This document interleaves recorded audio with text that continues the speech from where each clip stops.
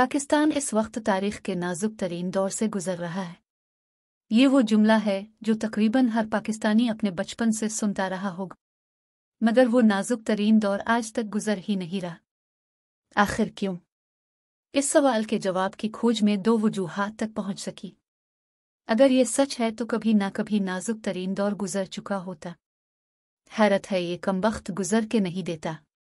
इस नाजुक दौर की खिचड़ी खुद पकाई जाती है और ईंधन माल खुदादाद की अवाम है, जिसकी दावत आम चंद कानून से बालातर कुव्वतों तक महदूद है।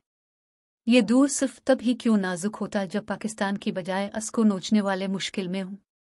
मतलब दूर नाजुक हो या ना हो, एक खास मुकद्दस तबके के इंटरेस्ट जिंच ना होने पाए।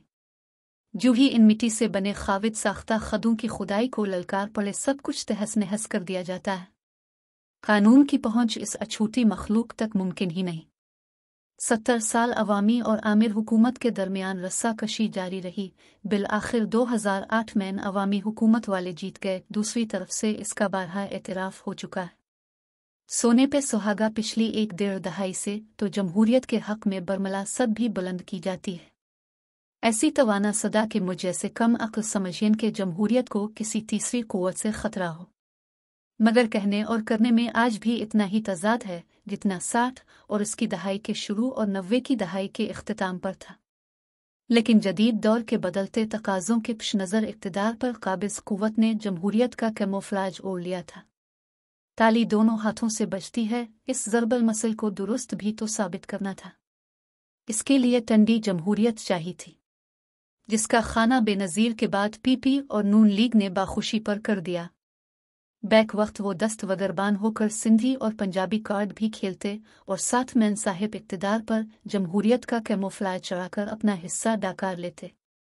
जो ही आदिर अलिफादिर से खतरा महसूस होता तो फौरन जमहूरियत की छतरी थामकर खूब तस्वीर बहाने लगते। बस यूं ही रोमांस, उठखेलियों, दिखावे और मुफादात की नोक झोंक में हंसी खुशी जिंदगी कट रही थी। फिर एक मर्द मुजाहिद मैदान में उतरा, जिसकी हैबत थी कि मैदान में खड़े हर शख्स को अपना वजूद छोटा देखने लगा। मजहब से लेकर औरत तक हर कार्ड खेला गया कि इस शहसवार को मुकाबले से पहले ही गिरा दें और बाजी बना खेले ही हमारे नाम हो जाए। होता तो वही है जो मंजूर खुदा होता है। बस इससे मुकाबला जितना था और वो सुरखरू हुआ। इसकी जीत तो वाज़े न थी, मगर इस मुबहम जीत ने कौम को एक गैर मुबहम हकीकत से रोशनास करवा दिया। बहुत से नासूर जो बातिन को खोखला कर रहे थे रिसने लगे, गोया के मर्ज की तशखीस हो गई।